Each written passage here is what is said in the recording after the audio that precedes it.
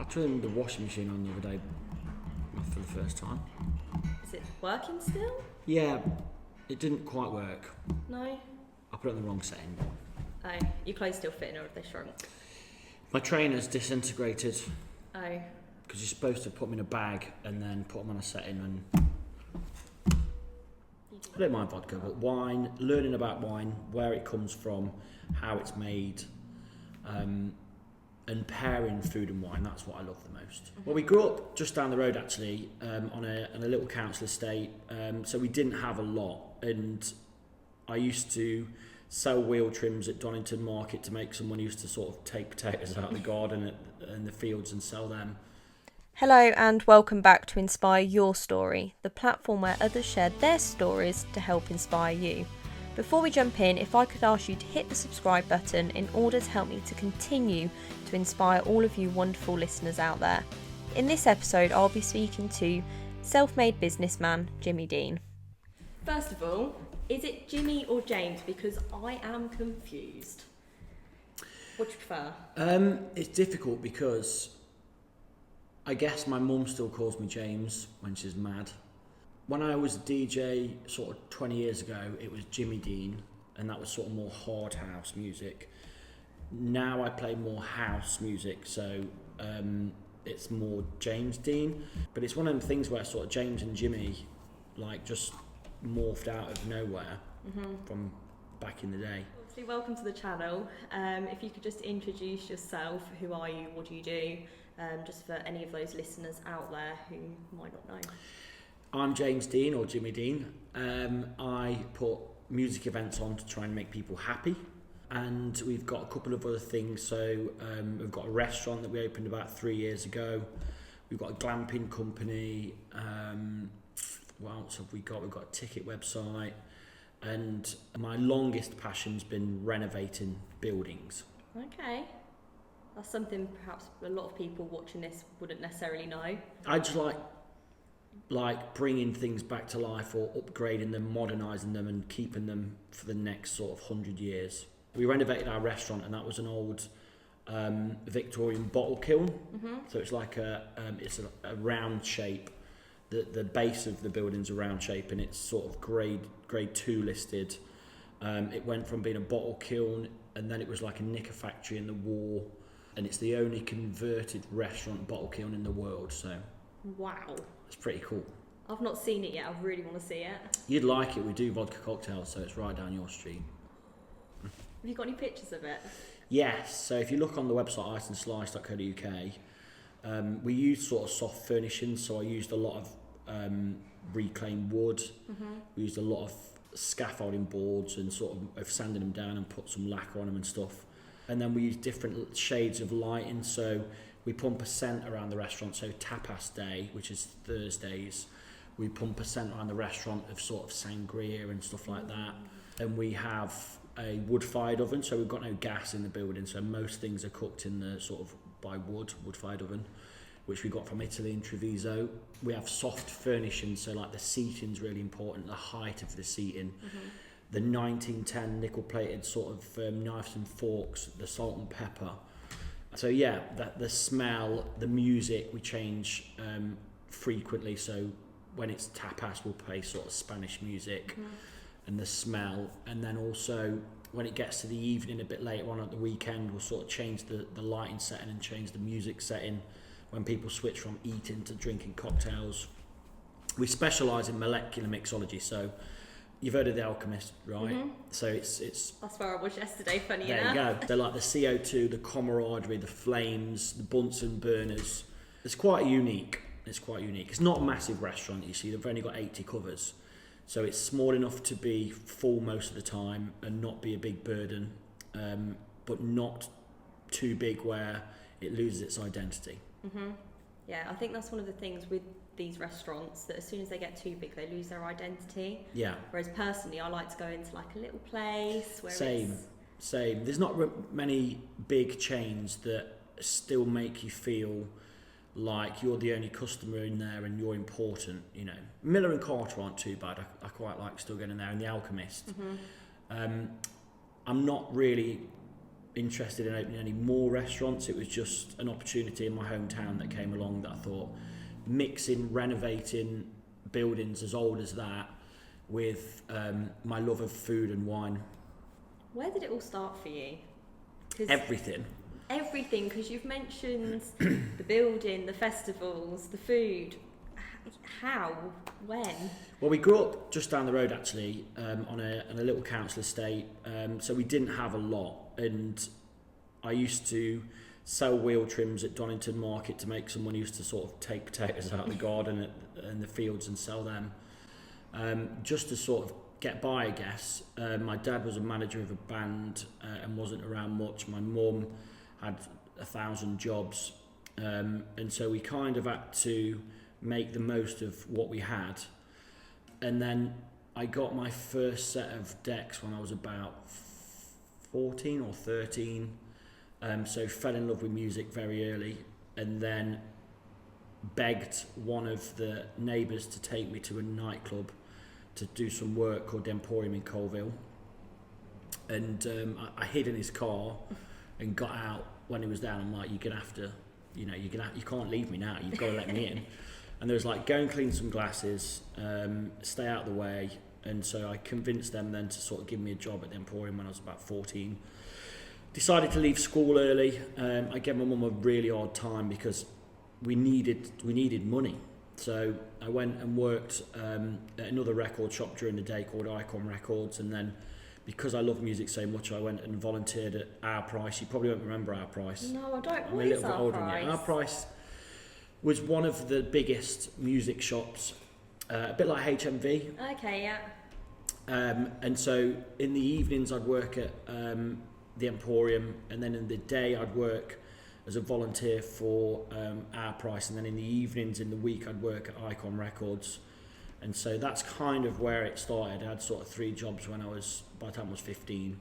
Did all the other bits as well, washing cars and mowing lawns and all of them bits in between. And that's kind of how the progression of festivals came around, because we couldn't afford to go to any festivals. No one on our estate could afford to go to any festivals. So almost 10 years ago now, well, 10 years next year will be the 10th anniversary of the Sausage and Cider Festival, and I recreated a mini Glastonbury in a little park just down the road, and it was £4 to get in, so that people on my estate could afford to go to a festival, and 5,000 people turned up. Where did your work ethic come from? Because obviously I know you've said about you wanted a festival that people could afford, but likewise you've then also done loads of other jobs.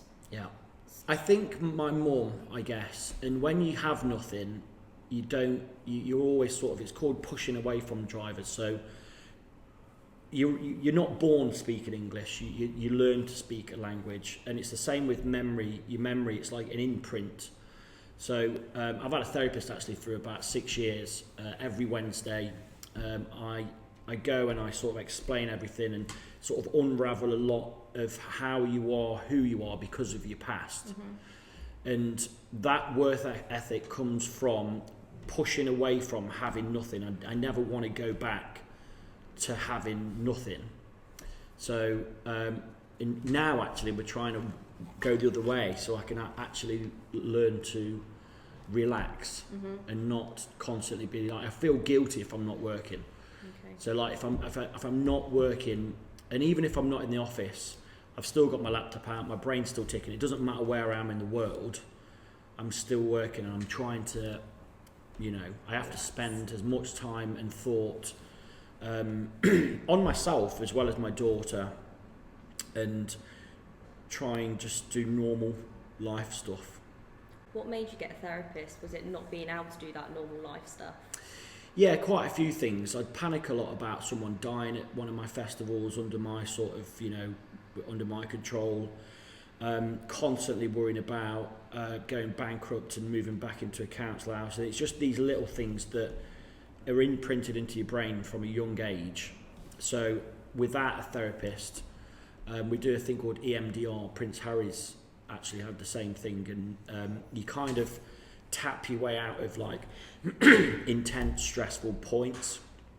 So instead of sitting in a stressful place for sometimes weeks, you can sort of tap your way out of it through a thing called EMDR therapy, which is I can't tell anyone how much it's worked enough. It's definitely something I'd recommend. But yeah, therapy and a couple of sort of very unpleasant things in my childhood, and the worry of going back to the place we were in, and then also just day-to-day life, what everyone else kind of stresses about, you know, just general work stuff. And I think everyone should have a therapist. I think the NHS, if it could get back to being at its best, should offer everyone a therapist. I know it's a big ask, but a lot of people perhaps know they need a therapist but don't want to admit it to themselves. Yeah, and I've got a lot of friends around me that are there, you know, where they don't quite want to commit to it, or they go for a couple of weeks and they go, oh, I'm sort of fixed now. Most people that I know that are in therapy, it's a 3 to 5 year sort of minimum. There's no point in going and not being fully honest with the therapist, because you're just lying to yourself. So you've got to try and open up as much as you can, explain the reasons why you're there, explain to the area that you want to be in your mental health. But it's not just therapists, you know, going to the gym, you know, 3 or 4 times a week, doing a bit of running, walking, taking the dog for a walk, just getting out into the open countryside.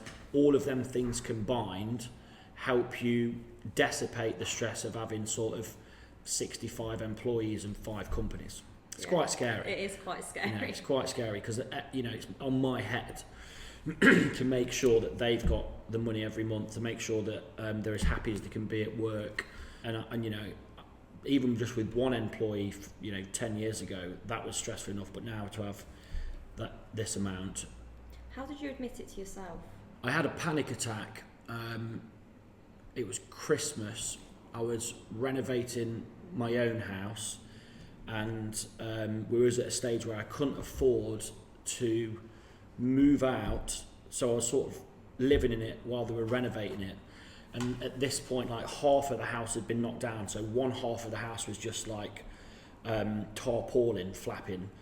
The front of the house was boarded up, and like they'd sort of gone around me, and there was just me in a room with no electric, no running water, but I couldn't afford to go and rent another house to live in.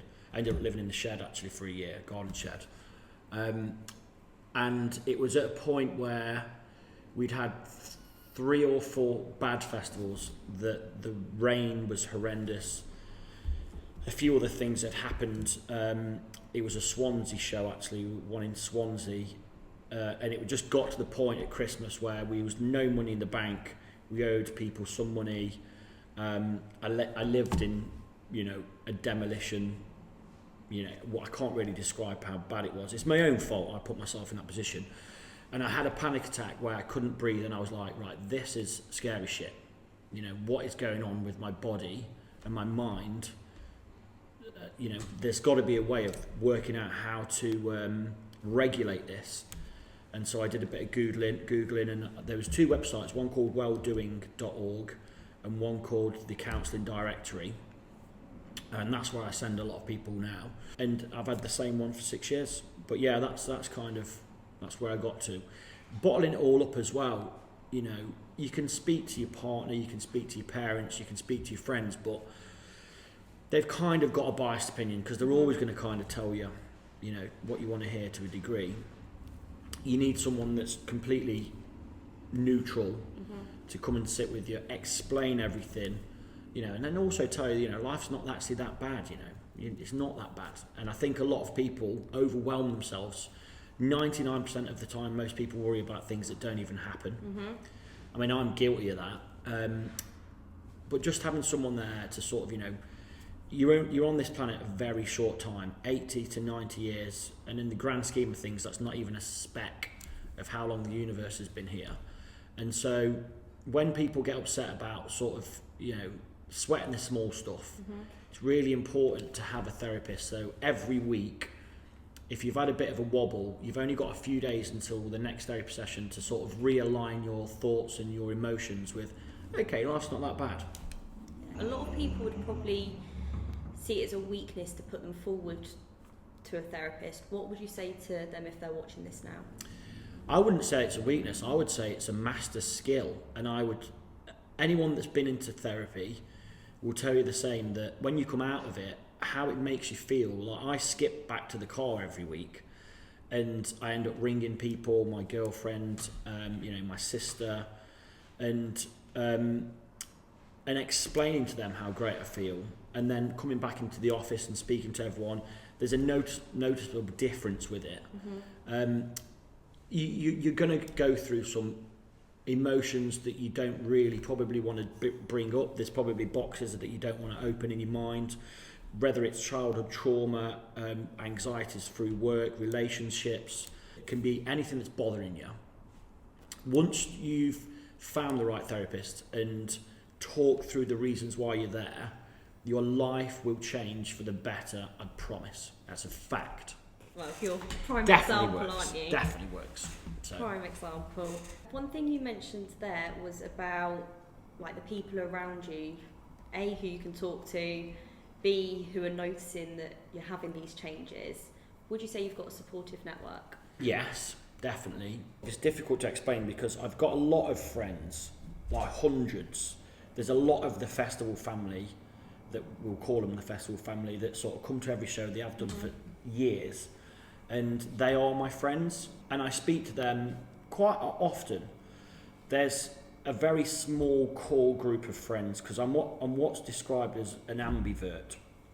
So I'm an introvert and I'm an extrovert. So like, I'm happy to go out, jumping around in the crowd, speaking to as many people as I can, listening to how their lives are going. Crowd surfing in a dinghy. But I'm also very happy to sit at home on my own with the dog, reading a book in the garden with nothing but the sound of sort of butterflies and bees, and I love that too. My support network's very good. I will say that I've probably shed, as you get into later life, which I don't know if I am later life, I'm 39, you kind of weed out some of the people that are not benefiting your mood, your positivity, and you have to go through that process. You know, you have to shed some of the dead weight where there's people around you that are just not benefiting who you are. So I've been through that process. I've got a small network, but my staff are a massive part of my support network because they do 99% of the work. You know, like Richard, Nikki, the rest of the team, the office staff, the marketing team, the on-site team, the guys that, you know, you don't really see on camera that are shoveling fence panels around in the rain, all of the restaurant team, the ticket company team. These are the people. Without them, I would definitely not have a company, and I'd probably crumble, and I'd probably go back to being in a slightly darker, stressier place. Sounds like a massive team, not just a big team. Going back, like earlier on in life, I read somewhere that you went to university. Yeah. But you left school early. Yeah, so because I left school early, I didn't do any GCSEs. So there was UCAS points. You know UCAS points? Is that still a thing? Yeah, still a thing. So I knocked at Catton Park's door. I must have been a late teens. And Robin Nielsen, the owner of Catton Park, basically sort of answered the door, and I was like, I'd like to put a festival on. And he was like, well, you know, what qualifications have you got? And I was like, well, none, you know, but I mean, I can do it. And he said, you know, you've got to have some qualifications, you've got to have some experience. So I was like, right, okay. So I left and I sat and thought about it for about 25 seconds. And I was like, right, what do I need to put an event on? And so because I'd got no UCAS points, you can't just go to university and say, I want to come to university. So the only place that would take me on a diploma in event management to get enough points to get through the door to go to university was London City University, a guy called Adam. And I rang him up and he was like, come down, we'll have an interview. So I went to London City University, drove down there 3 times a week, every week from here for a year to do a diploma, which I passed with the highest marks. Yay! I mean, I can't really read and write great. I'm colourblind. I'm not massively academic, you know, but I got the diploma, and very lucky there was Loughborough University. They were doing a sort of hospitality and festival management degree, and I got a place there. And then I went there to do my degree in hospitality and event management. But I'll be honest, there's not a massive amount that I learned from that, apart from some of the Purple Guide, which is like the diary for people to put events on. These are the guidelines which we always stick to. I mean, I learned a bit of restaurant stuff, but it's not the be all and end all. We've got one of our interns, Lily, whose dad, ironically, gave me my first ever job at the Emporium. Sits on the desk over there. And she applied for an internship, not knowing that Matt, her dad, had given me my first ever job. We didn't know. She's just doing a degree in festival management, and she's learnt more in the gap year. I put her into an internal program where she did licensing, event management planning, site design, marketing, booking the agents, the artists, and then I put her into all of the areas in the festival where she looks after the departments, and she's absolutely excelled. And I'm very happy that she's finishing a degree and coming back to work full time. So, digressing, I do waffle a lot. I went to Loughborough University and then got my degree, and then went back, knocked on Cat and Park's door and said, "Here's my degree." And I was like, "Well, we're going to have to give you a job." Gonna do it now. And he kept his word and let me put the first ever show on. It was called Ecstatic Summer Festival. It was about 11 or 12 years ago. How old were you then? So that would have been, what, 20? Mid-20s, something like that. Because it's about 13 years ago, actually, because it takes a year to plan. You have to go to the council, you have to go to all the authorities, the environmental health, trading standards, the police, medics, fire. You have to get all of them have to go, yes, your event management plan is sufficient to keep the public safe, and everything that we put in the event management plan that the council sign off, you have to deliver. So what were you doing before that then? So before that, I was still at the Emporium, where I'd worked my way up at the Emporium from glass collector at 14. Then I went to being a bar manager and the resident DJ, and then I went to being the general manager, and then I went to being the managing director and the director. Okay. So I was there for a while. So I was at uni and the Emporium together for Emporium for 15 years, but uni was about 3 to 4 years. How did you manage your time between the two? Well, I also had another job at a record shop in the evenings as well, and I was renovating houses then. I brought and renovated my first house when I was 18. Yeah. So I don't need a lot of sleep. I'm happy to go to sleep at sort of midnight and get up at sort of 4:35 without my alarm. Wow. And attack the day. Attack the day, go for it. Yeah, I love it. I love getting up early.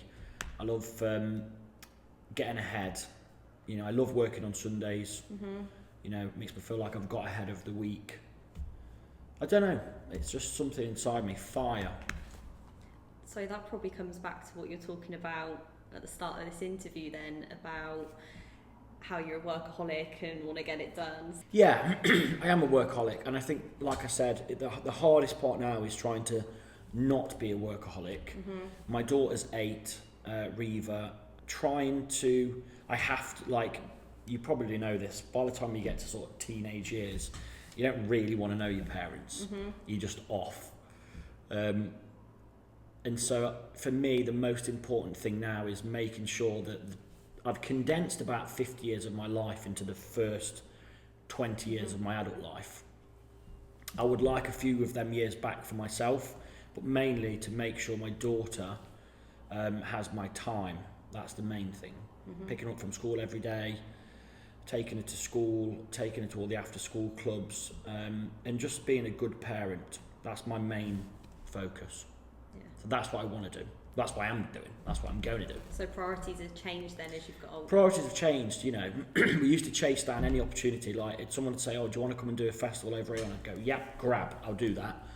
Now, I sit down and think, we discuss it with the team. We almost have like a democratic process in the office where Friday morning we sit around the table, we put everything on the board, and we say, right, who thinks this is a good or bad idea? And everyone pitches in, and then we'll sometimes send it out to the rest of the team. So right down to the cleaners might have a great idea about how the toilets are positioned, or the stage guys might have an idea on what we can do to improve, one of the bars or something. So it's not just my decision, it's everyone's decision. and that's how we sort of managed to get to where we are. If you weren't like how you were in the early days, taking every opportunity as it came, do you think you would have got as far as what you have now? No, and I'd say that is because of my ADHD, and I've got quite strong ADHD, so I'm able to sort of always have about sort of 15 things running in my head at any one time. I call them lanes. So I have an ADHD specialist, and I have we try and narrow the lanes down so there's not 1,000 going on, but at the same time, without having ADHD, I definitely wouldn't be where I am, because it's a gift. It's a gift. A lot of people look at it. It's quite a cool thing. Up until about 4 or 5 years ago, the attention deficit part and the hyperactivity bit was misrepresented. You know, there's a lot of times at school when I was told off for being naughty when it wasn't actually me being naughty. It was just there wasn't a category when I was at school for ADHD. It wasn't really talked about. Whereas now, you know, my daughter's had an ADD diagnosis, attention deficit disorder. She's also dyslexic, and the therapist that she saw was like, you know, all of a lot of the greatest and the most successful people around the world have got ADHD, attention deficit disorder, or some kind of drive, or, you know, I guess trauma from a lot of childhood traumas. People that are very successful come from things like that. You know. One thing that you mentioned that I think is brilliant is about how you speak to like the cleaners, because in a lot of businesses and a lot of people, they don't take everyone into account. Yeah. Why are you that way? Multiple reasons, really. It's really important to me that my team are happy. Sort of our motto is, if our team are happy, then the customers are happy, and then hopefully at the end of it, there's enough money in the bank to pay the bills. That's the kind of three processes. But I still know everyone that works at our festivals. I'll know all of them. Whilst Richard does all the booking in now, I'll still speak to everyone, from the delivery drivers, the cleaners, you know, the catering staff, right through to the welfare officers, the glamping build team. It's important to speak to them all. It's just who I am. I just like it like that. From being at the festivals, you're a very personable person. Yeah. You know everyone, you talk to everyone. Do you think that people are supporting you as a person, or supporting it because they just want to go to a festival? I think there's a bit of both in that, and I think we've got a very, very loyal following. I think we've got 82% of returning customers every year, which is unheard of, really. And there are a big core of people now, I'd say a couple of thousand, that I've met them year in, year out for the last decade. They come to everywhere that we put a new festival on. They come to Ibiza with us. You know, they come when we've done Essex shows in Peterborough and Hereford, and they're the people that know the real me the most. They know I'm a good guy. They know my team are good people. It's good having their support, because it's like our core support. And I think that breeds. But like you say, I'm not one of these people that will, you know, sit in the office or stand somewhere outside of the perimeter of the festivals. I like to get in amongst it, find out what everyone's feeling, learning about how their year's been. Because some of them I don't see for a full year. And then the next time they come, they've brought some friends with them, or they've brought their kids with them. And I like that. I like to listen to how how it's gone for them with all of the turmoil that's been going on in the economy. Now, it's no secret that the recent festival, there was a bit of negativity. How do you deal with that? Well, it's important to point out, first of all, that there's always negativity. There's about 1% or 0.8%, I think this year's was. What we would normally do is we would analyse it as a team, which we have. We'd pick out the ones that are valid, that are, okay, we need to improve on X, Y, and Z. And then we would respond to everyone, because it's only fair to respond to everyone. However, if it's personal preference, there's not a lot we can do about someone's individual personal preference, you know. But as a festival, we have to run by the Purple Guide. We have to run by the council. So everything that we advertised for all of our festivals, we delivered. So there's nothing that people didn't get that we didn't say that we were going to deliver this year.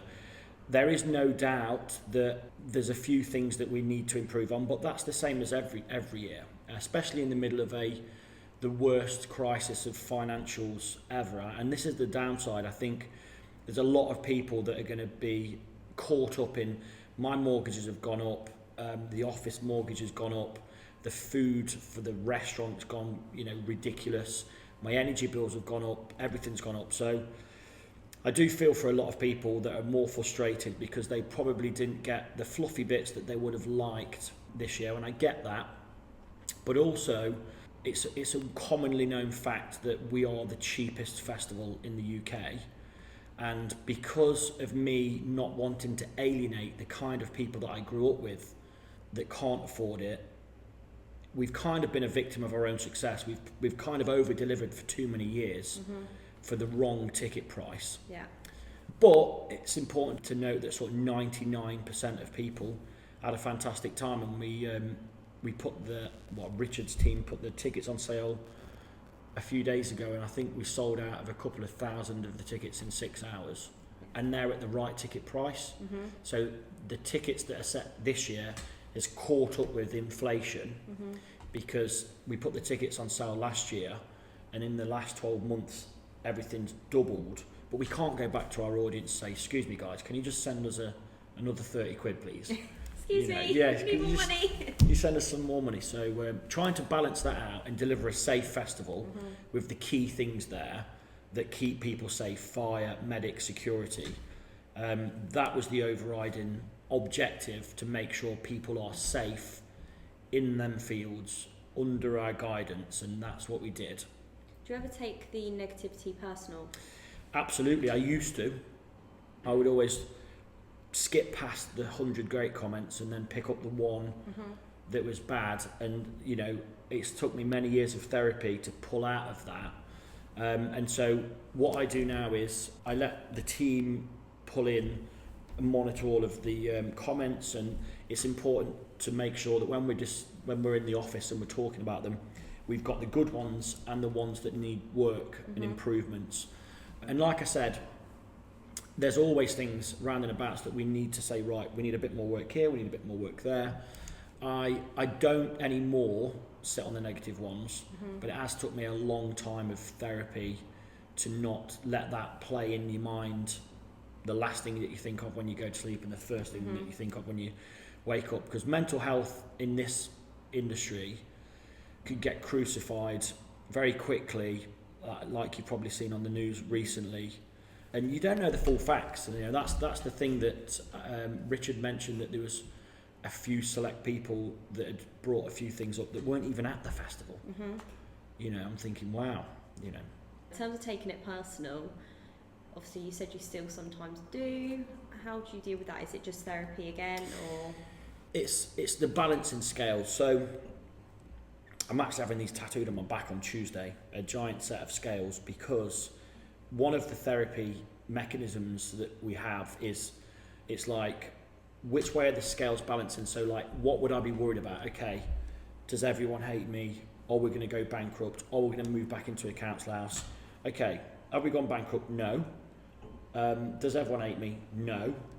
Or have you got to go back and move in the council house? No. Okay, the scales are balanced again. It's not that bad. So one of the mechanisms in therapy we use is the balancing scales. And so when things hit me, I'm like, right, okay, let's get logical about these. What are the reasons? And then also balancing life in general. Are your friends and your family healthy? Yes. Okay, fantastic. There's a big one. So I don't let it affect me nowhere near as much as it used to. I'd say probably 10% now. If it was 90% before, I'd say I'm probably 10% out of it letting me affect it. You'll never please everyone, and that's one thing that I couldn't get my head around. I want to please everyone. I want everyone to be happy. That is not possible. So you are a people pleaser then?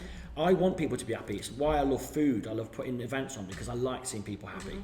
I opened a restaurant because I like seeing people happy with the food that we've created. I like cooking because I like seeing people happy, enjoying things. So I am a people pleaser. I'm definitely that. Would you say you're a perfectionist as well?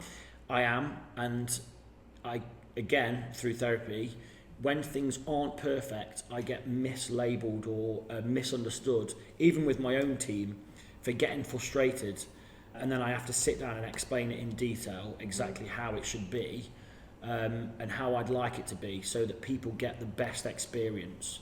But then, again, this is another reason why you speak to everyone. What I perceive to be perfect is not necessarily what other people perceive to be perfect. And it could be anyone from the stage manager to the cleaner to one of the bar staff that say, actually, if you move this there or change this there, that might you get a better understanding of how it can be the best it can be. So Another point that you mentioned was that you have all these people coming to you with good ideas. Now, I think that probably gets missed in business these days. In fact, they expect the person at the top to know exactly how to do everything. Would you say that you know everything, you know how to do everything, or is it the case you employ specialised people? I definitely don't know how to do everything. That's a fact. Nikki, who does all of our spreadsheets and all that bits, I would not have a clue how to fix it when I make a mess of some of the algorithms. And it's the same with Richard, who, even though he's a managing director, is very acute with sort of Google Analytics, back end of Facebook and all that kind of stuff. And I don't know how to do that. What I will say is, because I started on my own, I've done every single job myself. So every single person that works in any part of the company, apart from the restaurant, I've done everything. So in the early days, I did all of the fencing myself. I put all the lights up, I put all the marquees up, I pumped the toilets out. I did all the DJing, I did all the accounting. I did the event management plans, did a first aid course. I packed the festival down literally with 2 or 3 of us. So everything on site, I've basically done.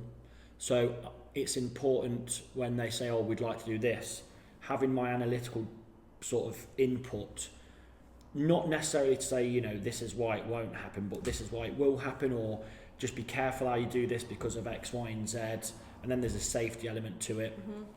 It's a little bit different in the restaurant because whilst I like cooking, I think if I said to Ben, move over, mate, I'm cooking this, salmon tartare or whatever you want to call it, he'd probably just laugh and say, piss off, mate. I'm allowed to swear. Yeah, of course you can swear. Loads of people swear on this. You've actually been one of the most tame people. Oh, okay. Yeah, so you're alright. I'll fuck you up next time. Hey! Do you ever get in the kitchen and cook? I love cooking. Every day. It was my brothers and my sister-in-law just had a new baby 3 days ago. Congratulations. Thank you. I really want more kids. I love the idea of having a massive family. But I cooked fillet steak with sort of peppercorn sauce and a couple of canapes and stuff, and we did all of that for 10 people. And that's not easy, cooking steak for 10 people in different temperatures. And I love getting everyone around my house, the entire family. I mean, I've got 37 cousins. Wow. So I've got a massive old family, but we have sort of Christmas parties and I sort of do all the cooking Christmas Day. Yeah, love cooking. Yeah, that's my favourite thing, cooking and drinking wine. This literally comes back to what we were talking about before we started this. Yeah, cooking and wine. Yeah. So. Do you ever get in the restaurant and cook? Yep. So when I brought the building and then started work, and then a week after we went into lockdown, so there was a period where I was like, shit, I've got hundreds of thousands of pounds worth of investment here. All of the chefs really went and worked for Amazon. There was a big chef shortage in the UK. And there was a period where we had no one apart from a sort of sous chef. So we were allowed to do takeaways through Just Eat and a few other places. So I sort of put my my Mario and Luigi apron on, and I was the sort of pizza man for about a year. So I did all the pizza oven, And then at Christmas just gone, it was a bit short-staffed. I worked most throughout December as in the pizza oven, yeah. Why pizza? Have you got like Italian heritage? Or? No, people say I look a bit Italian, which is a great compliment. You do look a bit Italian. But because there's no gas in the building, and so the only thing we can cook on, we've got a couple of other little bits of the electric, but the majority is wood-fired. So that's why the restaurant is what it is. It's a wood-fired and molecular mixology restaurant, specialised in wood-fired food. So like, not just pizzas, we have like wood-fired prawns, wood-fired cookie dough, wood-fired sort of lamb rump and stuff, Yeah, so the beautiful Cajun cauliflower steak, which is incredible. So, and now we're doing sort of smokehouse menus, so like 24 hours in the oven, where it's like pulled brisket and stuff like that. Yeah, it's ridiculous. Really Sells good. out every time. What's your favourite dish from there? My favourite dish from the restaurant, well, because it changes with the season. So I go in one week and Ben's like, oh yeah, don't forget that's coming off the menu now. I'm like, oh shit, I love that. My favourite, I would say it's the pork belly burnt ends, which are ridiculously good. Mushroom carbonara, that's ridiculously good. They're allowing me to have a bit more influence on the next menu revision. Okay. So we have a few different menus. We have tapas menu, we have the smokehouse menu, we have the main menu. And I love Thai food. Like, Thai food is my number one cuisine. Like, I eat Thai food every day if I could. It's healthy, fresh, vibrant, and so they're letting me sort of muscle in on a little bit. So we'll have probably some yakitori sticks, maybe some nice Thai infusions. Sounds yummy. Someone did tell me that you're a little bit of a joker. Yeah, I am. I do. Something to do with chilies? Yeah. So, I love chilli. I grow it in my garden. And I just eat chilies all the time. But I normally prank people with chilies. So, my mum, who's been a bit noisy, sorry, I'd sort of lift the pizza topping up, poke some chilies under and sort of sit there and wait for it to have a bite, which is quite mean. It's really mean. And then one of our employees, we crumbled up some sort of ghost chilies and stuff and sort of stuck it on the top of his pizza and sort of waited for his I mean, we always know that they're not allergic to chilies, so we're not going to kill anyone. Is that a disclaimer for That's a disclaimer, yeah. So don't worry, if anyone says they're allergic. But I love chilies, and I like watching people sweating in pain when they don't like them. But it's not just that. I mean, I do. As a company, as a group of companies, we encourage everyone to sort of be as happy and have a laugh as much as they can. Would you say that's led to the success? Yeah, I mean, apart from the restaurant, which I had to get my head around when we first opened, because most of the staff that work in the office here, like Richard's been with me over a decade, so a lot of the people that, like Terry, the guy that does all the stage, he's been with me over 10 years. The bar manager, Carl, he's been with me over 10 years. So there's a lot of people that work around me and with me that have been with me since day one. So we don't really have a high staff turnover. And like some of the staff, Sophie, who used to work for me, and Jess, they sometimes come back because they went off to do all the things, and they'll come back for like 3 to 6 months and help us out. That means a lot to me. But yeah, they have a good time, and you can't really call it work. I mean, it's putting music festivals on for people that are absolutely buzzing. A lot of people are like, oh, I forgot we were getting paid to do this, because they love it so much. Yeah. And that's great. No, I bet that's a good feeling. Well, thank you very much. You're welcome. I do have 10 very quick questions just to finish the interview. Go for it. They're completely random. Okay. First one, who inspires you? Who inspires me? Oh, shit. Oh, God. My granddad, Reeves, who I named my daughter after. My mum, but I'd say my number one inspiration is Eleanor, my sister. Okay, why's that? Well, I've done my thing, but she sort of like decided to just leave home on her own, move to London, and she went from cutting hair in a little salon just down the road to sort of cutting Simon Cowell's hair, George Clooney's hair, Sophie Dahl's hair, with Jamie Cullum in the bath while she was cutting her hair. She's cut Cheryl Cole's hair. She predicts future trends for hairstylists. Okay. She's been all around the world doing lectures and stuff. You know, and she's just an amazing person. Like, she is the most level-headed, caring, honest, you know, genuine person there is. And then the final one would be Nikki, my girlfriend, who tells me off a lot. But I think someone's going to have to be there to tell me off. But she keeps me very grounded, but also tells me how it is when no one else will. Yeah, and you need that in your life. You need someone to she's say, sort of, right. you know, I'm like, she's so right, but I don't like it. Yeah. Next question then, who's your favourite performer? Oh shit, am I allowed to say this? If Richard was here, he'd be like, don't say that If one. you're not allowed to say it, then I can change No, it. it's all right. No, it's okay. Sure. I want to do it. I would say my favourite performer personally, for what festival or for all of them? Anything. It could be someone who's dead, alive, doesn't perform anymore. Anyone. Oh, not just it comes to our festivals then. No, it could be anyone. My ultimate is Whitney Houston. Okay. Yeah, Yeah, that's I a good love choice. Whitney Houston. I play a lot of remixed dance tracks in my sets with Whitney. She's just really good at making you feel happy. So I like happy songs, and this is the key thing about music and therapy.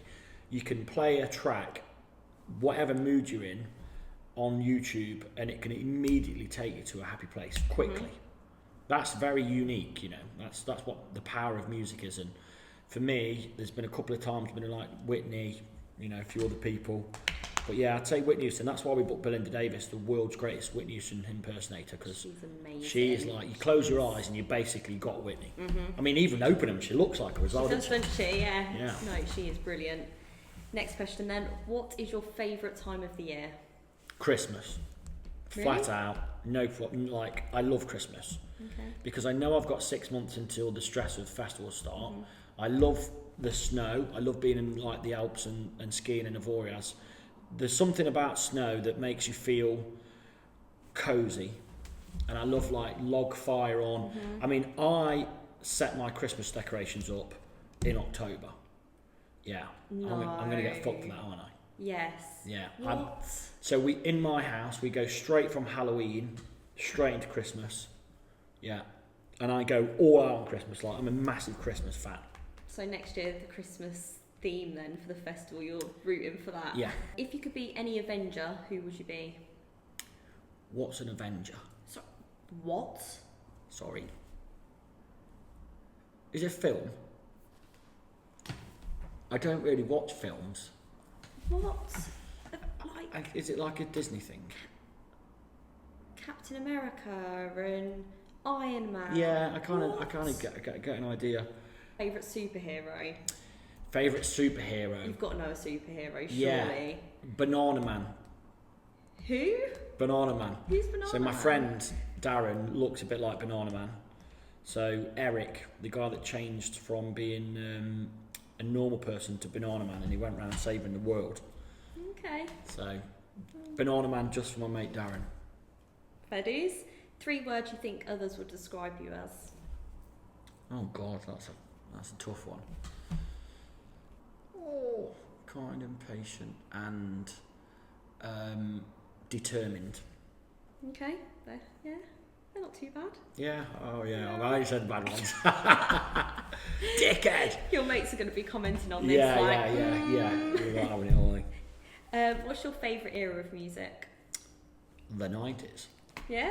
100%. Through and through. Through and through, flat out. It's my decade. One thing not many people know about you. One thing not many people know about me. Well, I suppose we've spoke about them a lot on here. Oh, God, most people know everything about me. I want an allotment. An allotment? I want an allotment. I want a Really? Victorian greenhouse, and I want to start planting vegetables. That's Wicked. I only decided a few weeks ago. Did you? Yeah. Have you not got I it grew some in tomatoes, motion but then? my father-in-law came round and was like, Jimmy, you do know that you've planted them tomatoes in the ground in the pots. I was like, shit, do you not do that? He was like, no. No. So he went round and fixed them all, and they're like up here now. But the thing is, you can only get like 4 or 5 tomatoes off each plant, and that's one salad, and it's gone. So now I want to turn half the garden into like polytunnel, Victorian greenhouse, irrigation system, and I like the idea of something growing out of seed. Yeah, it's pretty cool, isn't it? Yeah. So I'm going all out, green fingered. Watch your back, Titmarsh. Next question then. One future plan. One future plan. Well, I can't promise it, but I really want to put a back to festival skiing holiday in Avoriaz. It's just I don't speak French, and there's a lot of red tape, but I'm gonna get it at some point. Might not be next year, might be the year after, but it's happening. One bit of food you don't like. Fish, any fish. Food. Fish. Fish. Any fish. Any fish. Can't eat any fish. Really? I can eat Thai fish cakes with loads of chilli on them, and I guess I could eat tuna with mayonnaise and a jacket potato. Okay. But like, apart from that, the thought of it swimming around, like, oh, not for me. No? I can't eat any fish. It's a no from you. It's a no from me, yeah. I'm an anti-pescatarian. Not even like fish and chips? I had a bite once in not Whitby. It was Rick Stein's restaurant in Padstow. Yeah, I eat the chips. Okay. Yeah. Fair enough. And when you grow up, what do you want to be?